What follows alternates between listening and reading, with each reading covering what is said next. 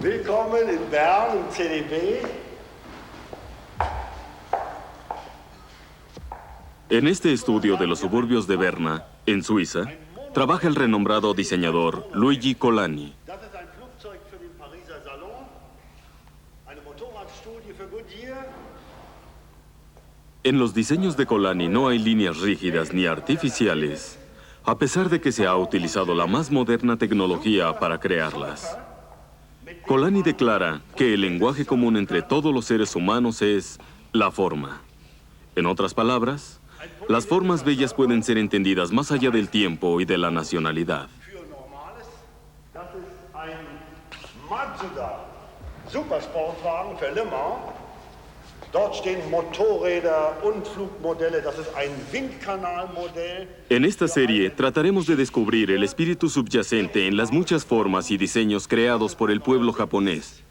Pero hay una razón especial por la que hemos venido a ver a Luigi Colani.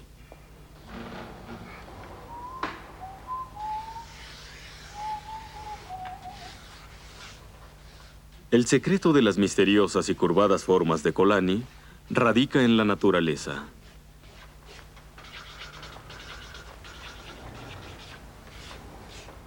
Inspirado en un martín pescador, ahora hace un nuevo diseño para una secadora de cabello.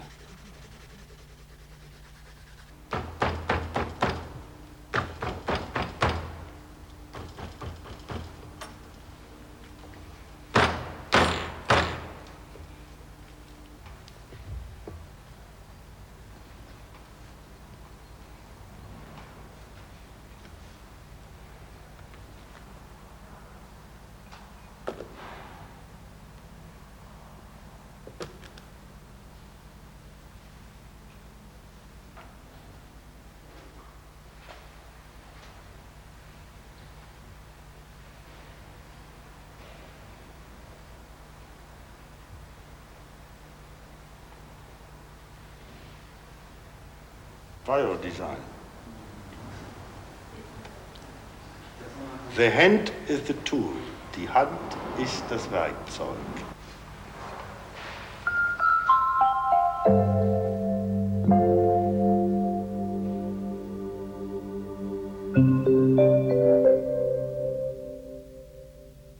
Biodiseño. Para crear este concepto, Colani emplea lo último en tecnología para modelar infinidad de formas tomadas de la naturaleza, desde gemas hasta peces de las profundidades. Esas líneas y formas maravillosas de la naturaleza difieren claramente de los prácticos diseños modernos europeos.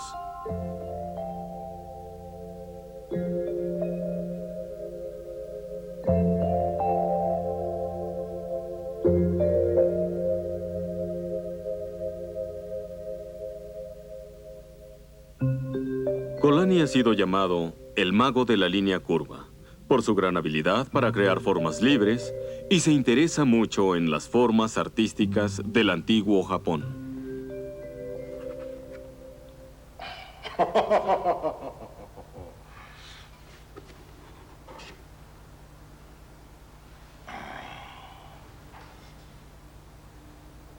Das ist sehr alte japanische Kultur. Das ist schön.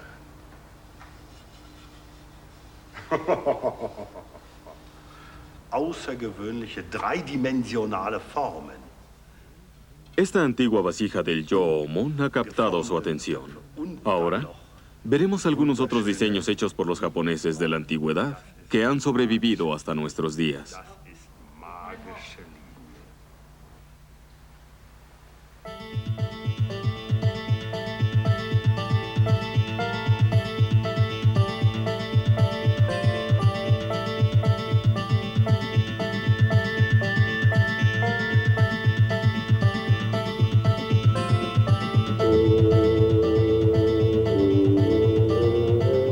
El período Yo-Omon está envuelto en el misterio.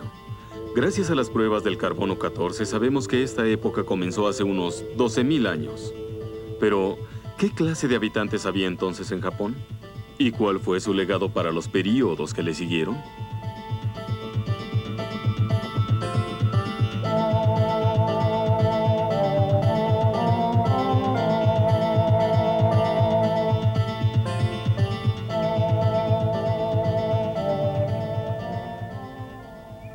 Una cosa es cierta.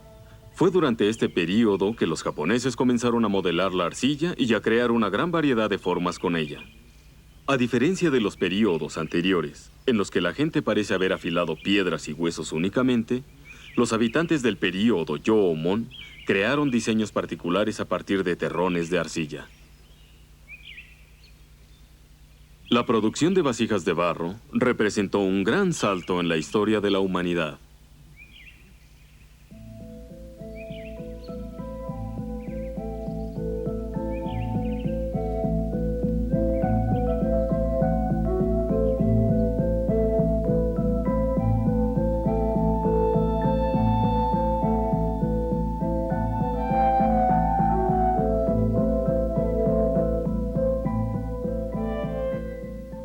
Se dice que el período Yoomon continuó por 10.000 años más y que durante todo ese tiempo Japón permaneció prácticamente aislado culturalmente. Durante toda esa época, la alfarería fue producida a lo largo y ancho del archipiélago en más de 50 estilos diferentes.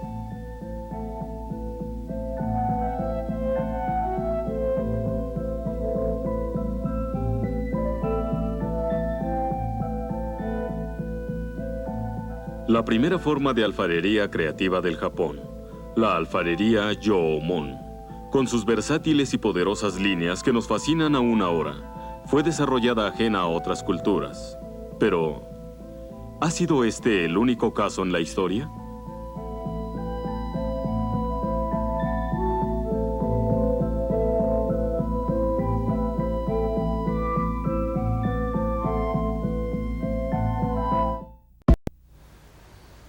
Mesoamérica. Antes de que esta tierra fuera invadida por los europeos, grandes civilizaciones florecieron aquí durante miles de años. En particular, tenemos información sobre la cultura maya de la península de Yucatán. El período de mayor esplendor de esta civilización se dio entre los siglos 7 y 11 de nuestra era, cuando un buen número de templos fue construido en esta península.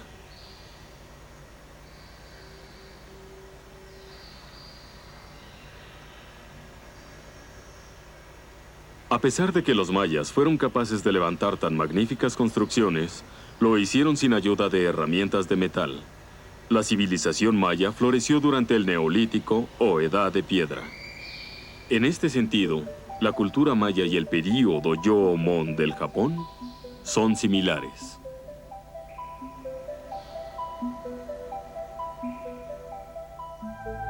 De entre las numerosas ruinas existentes de la civilización maya, probablemente las más hermosas sean las de Uxmal.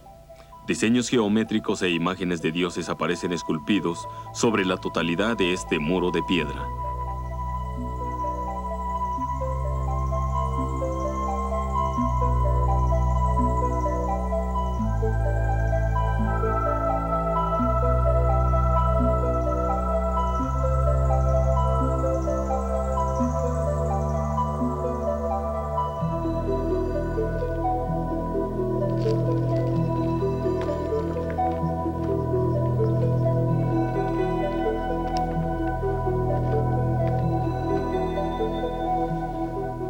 El profesor Shuichi Kato siempre tiene en mente las civilizaciones extranjeras cuando de estudiar la cultura japonesa se trata.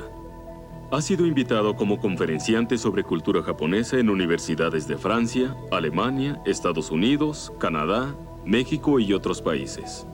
El profesor Kato dice que la alfarería Yoomon, origen de la creación artística del Japón, le recuerda a la civilización maya. Las civilizaciones Yoomon y maya se desarrollaron separadas por miles de millas de océano y existieron en diferentes épocas históricas. ¿Qué lazo puede haber entonces entre ellas? El profesor Kato piensa que ambas civilizaciones tienen muchas cosas en común.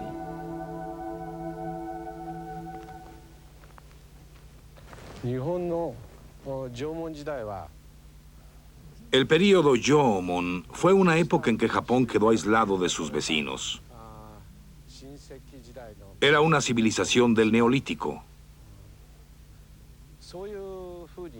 Han habido otras civilizaciones neolíticas en varias partes del mundo, pero muy probablemente la más avanzada de ellas fue la que existió aquí, en Mesoamérica. La región llamada México actualmente parece haber sido el centro de las civilizaciones neolíticas de esta área. Pensando en lo lejos que llegó el período Jōmon sin influencias externas, nos es útil compararlo con otras culturas semejantes. Esto es sumamente interesante porque cada vez que veo una pieza de alfarería Jōmon, pienso inmediatamente en la cultura maya de México y viceversa. Los diseños tallados en la piedra por los mayas parecen tener algo en común con alguno de los objetos Jōmon.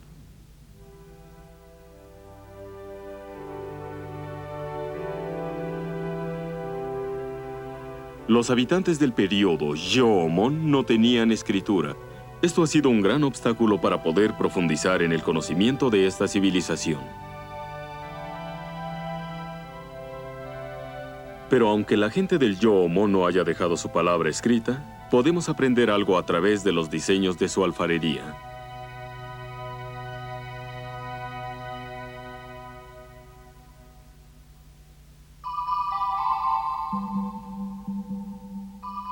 Una característica distintiva de las vasijas de barro del período Jōmon son sus dibujos, que semejan cuerdas o cordeles de paja.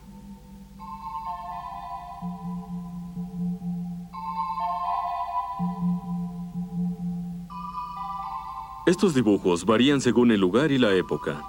La cuerda de paja tiene hasta la fecha un simbolismo importante en el shintoísmo. Aparece en todos los santuarios Shinto y pudo haber sido utilizada como molde.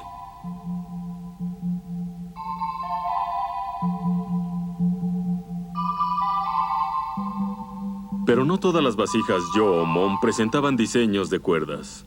Observemos, por ejemplo, este dibujo que también se encuentra en algunas piezas de la época.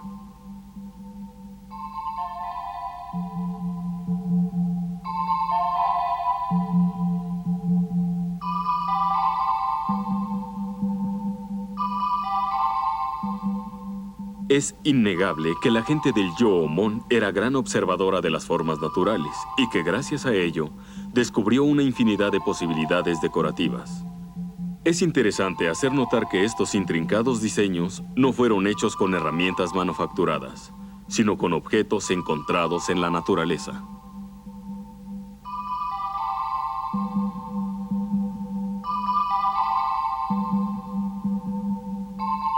Así que no nos sorprende ver el interés de Luigi Colani por la alfarería Jōmon.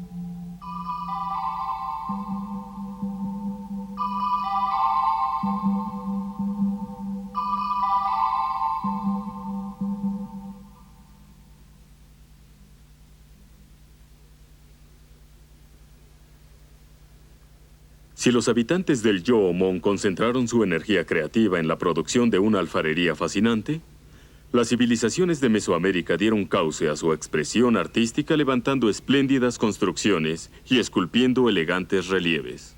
Los españoles a su llegada a estas tierras quedaron fuertemente impresionados por la belleza de este edificio llamado el Cuadrángulo de las Monjas. Esta es una hermosa y bien pensada construcción. Observe la posición de las 5 ventanas cuadradas del piso inferior y los espacios entre ellas, así como los complicados relieves del nivel superior. Los triángulos invertidos de la fachada también parecen tener un simbolismo determinado. Las proporciones del edificio son ideales y la naturaleza simbólica de las figuras talladas en la piedra del muro apuntan hacia un concepto muy sofisticado de acomodamiento en el espacio. En este sentido, se puede decir que el Cuadrángulo de las Monjas compite con el Partenón de Atenas o con el Palacio de los Dogos de Venecia.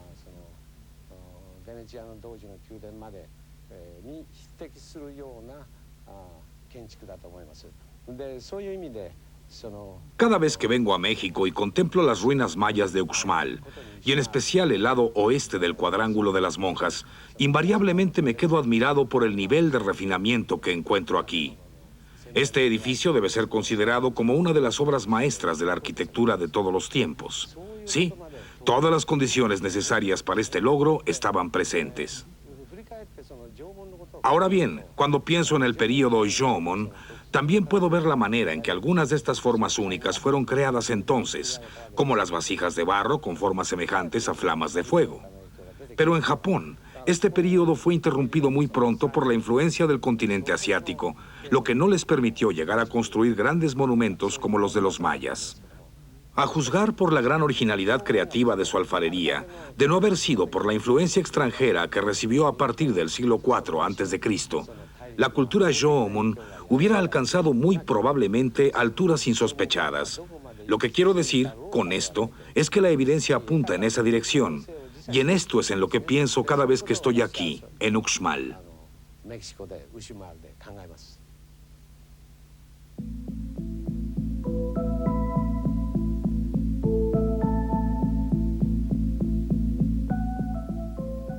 Esta vasija de barro con formas que semejan llamas de fuego es del período Jomon. La imagen de las flamas ardiendo con fuerza parece ser un símbolo del período mismo. ¿Pero estas formas realmente representan llamas de fuego?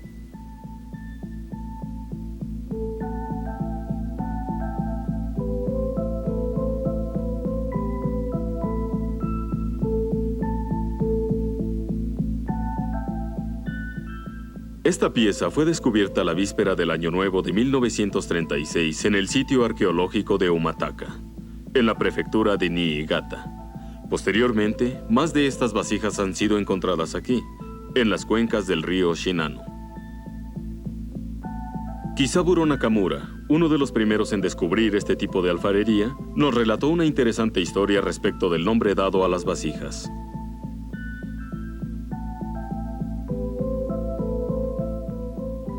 Había dos arqueólogos de apellido Kondo, padre e hijo.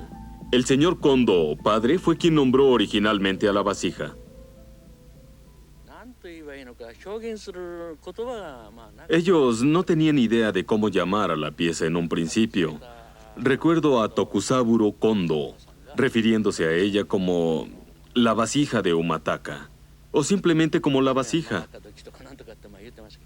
Y cada vez que la mencionaba, colocaba sus dedos estirados hacia arriba para indicar la forma de esas flamas o cualquier cosa que representaran que sobresalían en forma dentada sobre el borde de la vasija. Pero su padre, una autoridad en literatura china, inmediatamente mencionó la palabra llama o flama, y de alguna manera el nombre se le quedó a la vasija.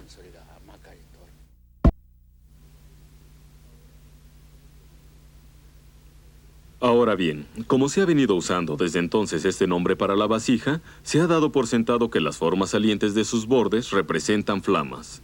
¿Pero es así? Si miramos con detenimiento la vasija, notaremos que presenta el diseño de una especie de remolino de agua.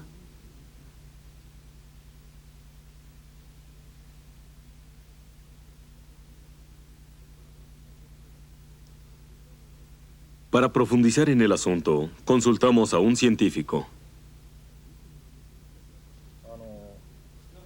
El profesor Nakayama y sus compañeros dicen: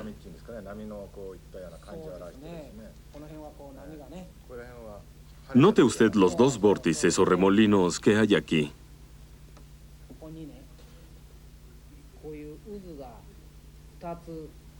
Se parecen mucho a los remolinos dobles que se forman en la estela de un objeto deslizándose en el agua a baja velocidad.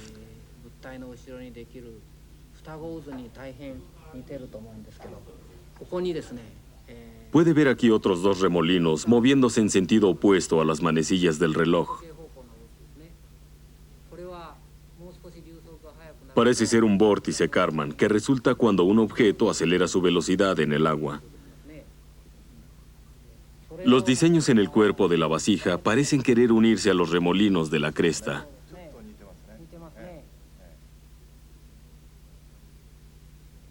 Decidimos entonces llevar a cabo un pequeño experimento. Si aceleramos la velocidad de un objeto deslizándose en el agua, notamos que aparecen los llamados remolinos dobles. Si aceleramos más aún, nuevas formas se producen en el agua. Es como si el agua de pronto adquiriera vida, retorciéndose ondulándose y trenzándose constantemente. Las dos torsiones forman una letra S.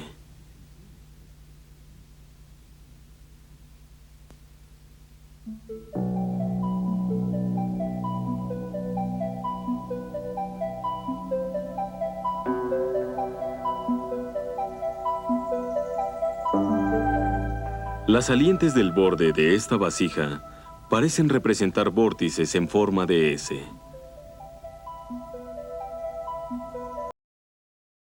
La vasija Sori fue encontrada en el distrito de Suwa, en la prefectura de Nagano, en el Japón central. Al igual que la vasija con flamas, se le clasifica como una pieza del esplendor del período Yoomon. La superficie de esta vasija está cubierta con innumerables ondulaciones que incluyen letras S y vórtices dobles. Así que, ¿qué significan exactamente estas crestas arremolinadas en las vasijas del Yoomon?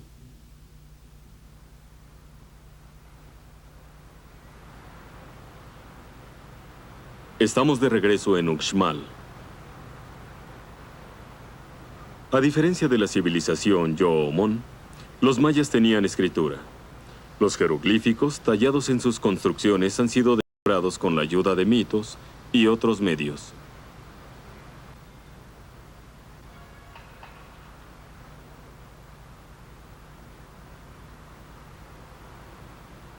¿Tenían formas comunes los mayas y los habitantes del período Yoomon del Japón? Nos habla Mercedes de la Garza, investigadora de la Universidad Nacional Autónoma de México.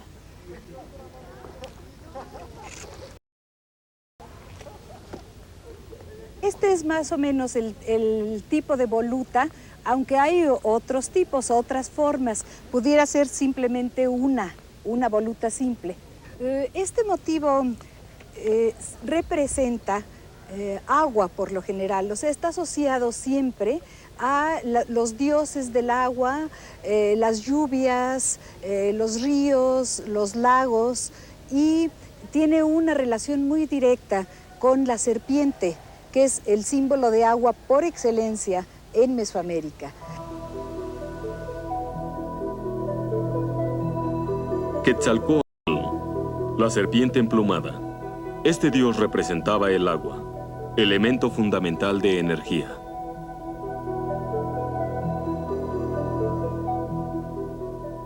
Se dice que hay muchos puntos similares entre Quetzalcóatl y el dragón de la mitología oriental.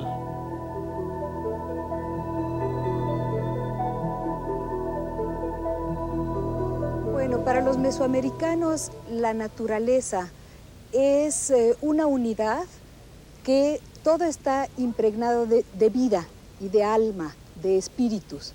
No hacen distinciones entre plantas, animales, hombres, desde ese punto. O sea, todos tienen alma, todos pueden tener un poder, y hay algunos que son sagrados, hay algunos que son más fuertes, con más poder, con más espíritu, y son sagrados.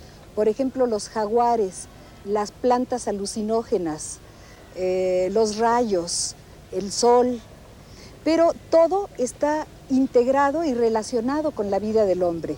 O sea, el hombre depende de todas esas fuerzas.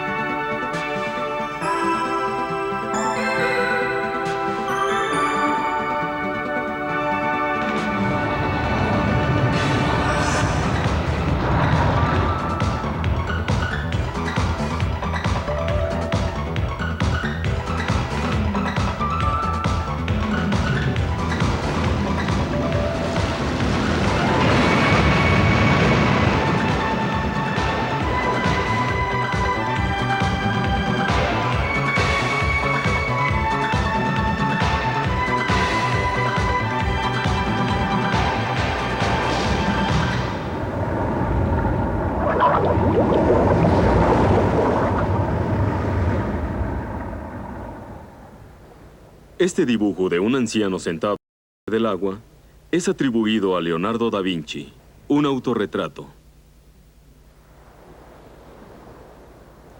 Da Vinci siempre enfatizó la importancia de aprender de la naturaleza. En sus últimos años mostró especial interés en el movimiento del agua. Nos dejó estos bocetos llenos de vida, con vórtices dobles y otras complejas figuras formadas por agua. Dibujos muy detallados, Da Vinci logró plasmar con efectividad la gran energía de las fuerzas de la naturaleza como inundaciones y tormentas.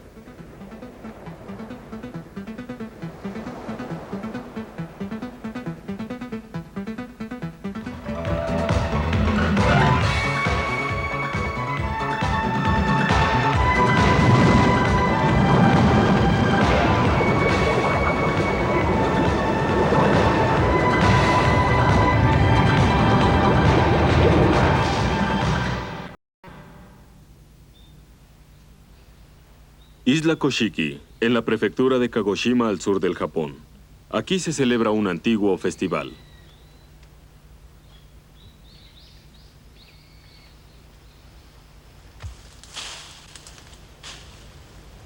Hoy es el día lunar de la cosecha. Desde temprano por la mañana, los hombres van a las colinas para recolectar ramas.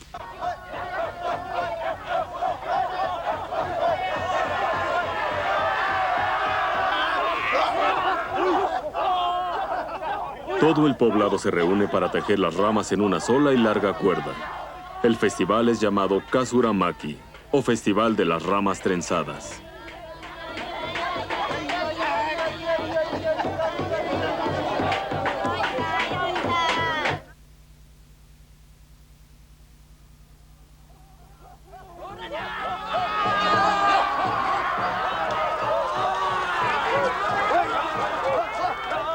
A la puesta del sol, el festival va tomando fuerza y los hombres danzan por todo el pueblo con la larga cuerda.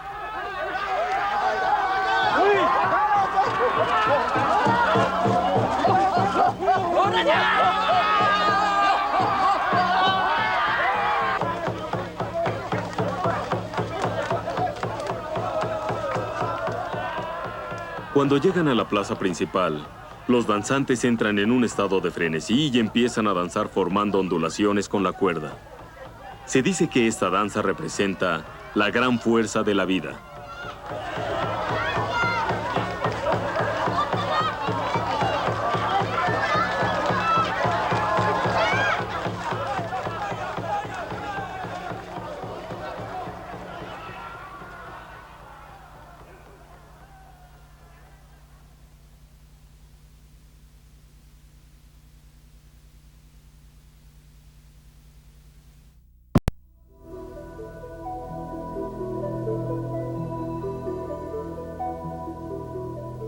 Tanto los habitantes del Yoomon de Japón como los mayas de Mesoamérica fueron capaces de crear formas maravillosas. Shuichi Kato piensa que ello se debió en parte a que ambas civilizaciones permanecieron aisladas del exterior durante un buen tiempo. Una civilización que permanece aislada tiene grandes posibilidades de alcanzar un alto grado de madurez artística, aún con poco desarrollo tecnológico. El profesor Kato piensa que es muy importante tener en cuenta este punto cuando se mira la historia del arte japonés en retrospectiva. Durante el período Heian, del siglo IX al XII, en el Japón había muy poco contacto con las culturas de Asia continental. Y durante el período Edo, del siglo XVII a mediados del XIX, Japón estuvo completamente cerrado al mundo exterior. En consecuencia, muy pocos avances tecnológicos se produjeron en ambos períodos. Muchos de nosotros sabemos que el período Heian fue un tiempo de grandes logros culturales y artísticos, y que muchas de las grandes tradiciones artísticas del Japón tuvieron su origen entonces. Y aunque las artes llegaran a la plenitud, no fue esta una época de grandes avances técnicos. Esto mismo se puede decir del período Edo.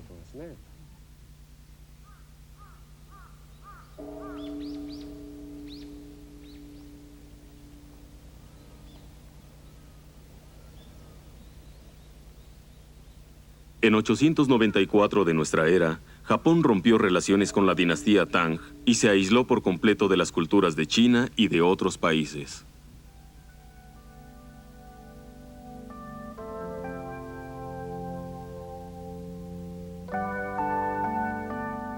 Durante los 300 años que siguieron, el centro de la expresión cultural del Japón fue la corte.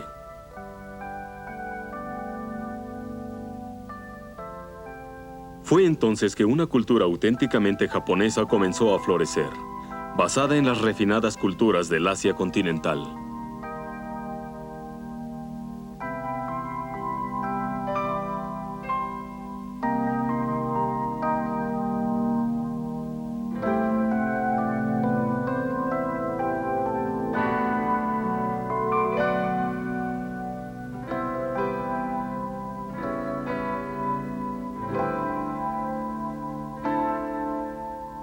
Magníficas obras de literatura, pintura, caligrafía, arquitectura y escultura adquirieron entonces un distintivo sello japonés.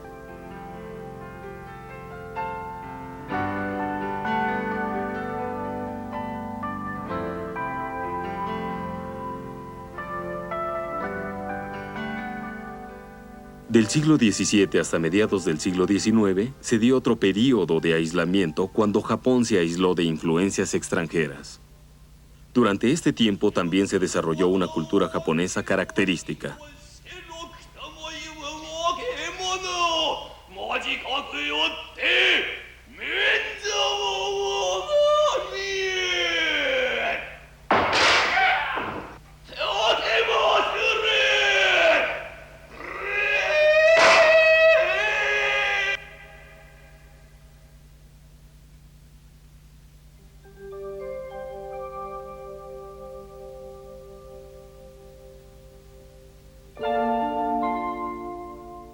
El ukiyo-e, o pinturas del mundo flotante, es tal vez la manifestación artística más representativa de este período. Estos son grabados ukiyo-e. La técnica empleada en su impresión era la misma de antes, pero desde el punto de vista artístico ciertos cambios ocurrieron. Esta combinación de técnicas antiguas con ideas artísticas nuevas fue el producto de esa época de aislamiento.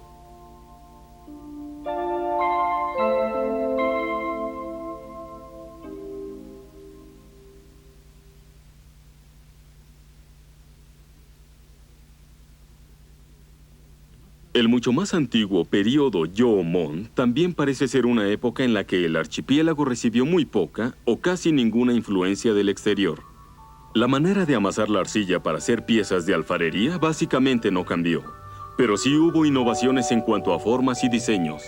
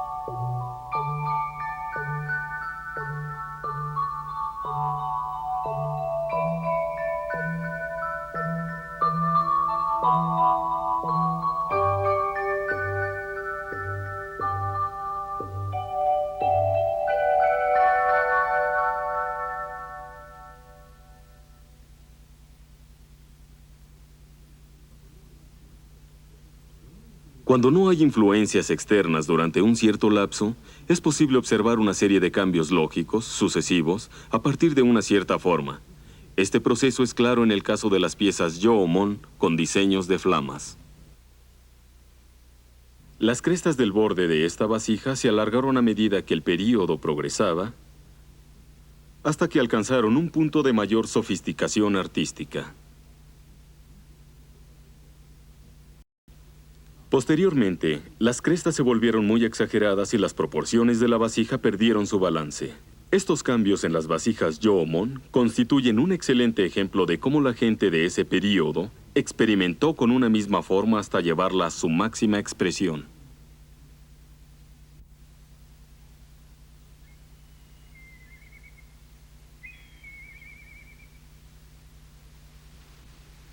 Entre los siglos III y II a.C., llegaron a Japón desde Asia continental las herramientas de metal y el cultivo del arroz.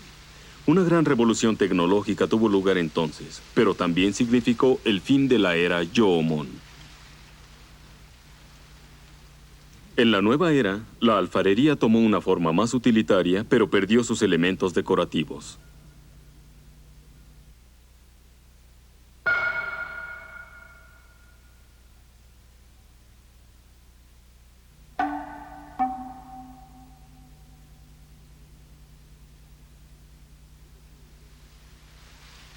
¿Cómo fue entonces que el espíritu y los diseños del período Jōmon trascendieron en el desarrollo de la cultura del Japón en las épocas siguientes?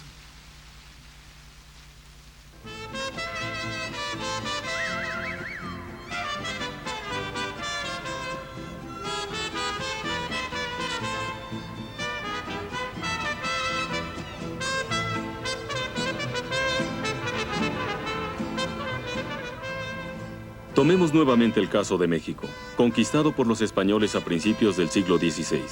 Hasta ese momento, las culturas mesoamericanas se habían desarrollado ajenas a influencias externas, completamente aisladas de otros países. El encuentro con Europa las destruyó.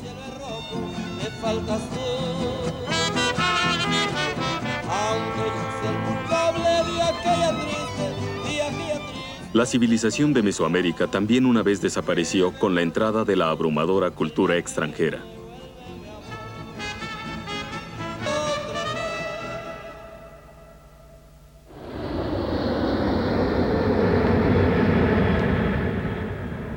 Pero súbitamente, las antiguas culturas mesoamericanas reaparecieron en pleno siglo XX, plasmadas en un movimiento muralista sin precedentes, iniciado en México por David Alfaro Siqueiros.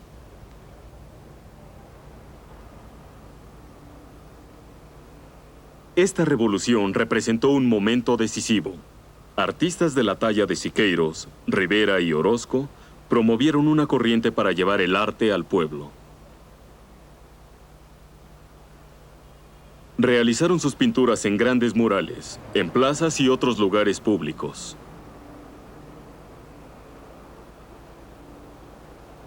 El muralismo tuvo gran influencia en el arte moderno de todo el mundo. Hacia el final de su vida, Siqueiros construyó el Poliforum, una de las grandes obras del muralismo mexicano.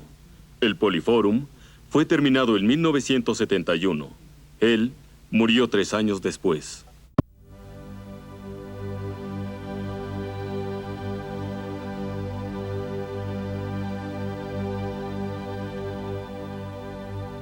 Poliforum es una palabra acuñada por Siqueiros. Quiere decir lugar de reunión multiforme y multiusos. El Poliforum puede acomodar alrededor de 1000 personas y está complementado con pinturas y esculturas. Se ha convertido en un lugar de reunión del pueblo, y este es precisamente el objetivo del movimiento muralista.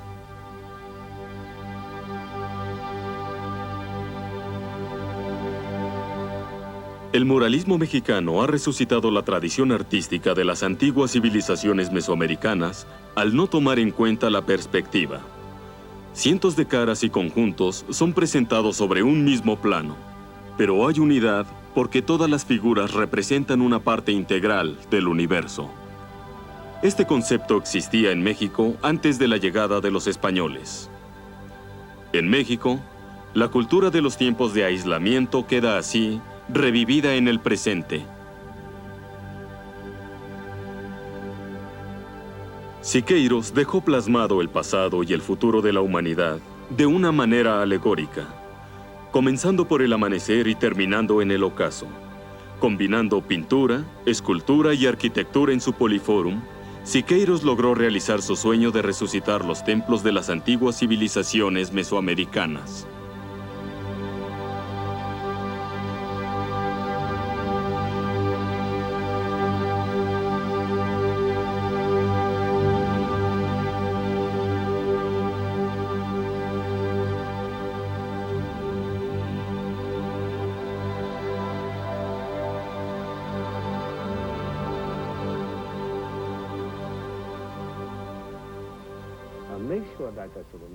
En México, una gran civilización floreció durante un largo período neolítico hasta el momento de la conquista española en el siglo XVI. La influencia de la cultura española perduró por varios siglos hasta que los artistas de la Revolución introdujeron una forma de arte totalmente diferente. En el Japón, la cultura neolítica no duró tanto tiempo libre de influencias externas.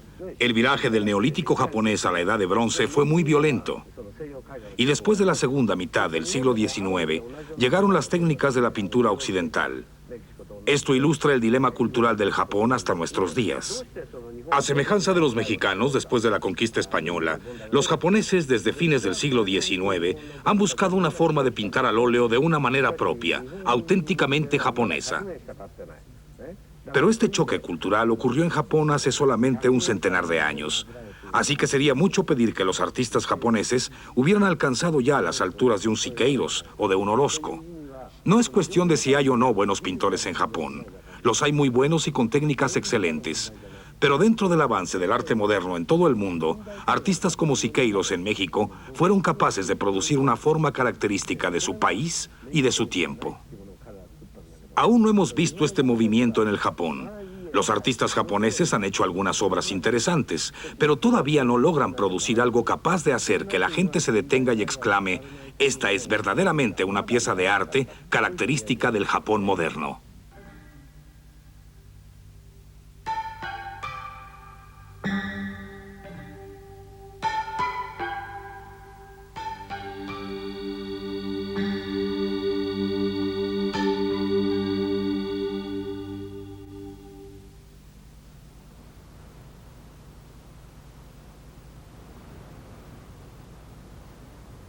La creatividad japonesa comenzó con las versátiles y enérgicas formas del período Jōmon.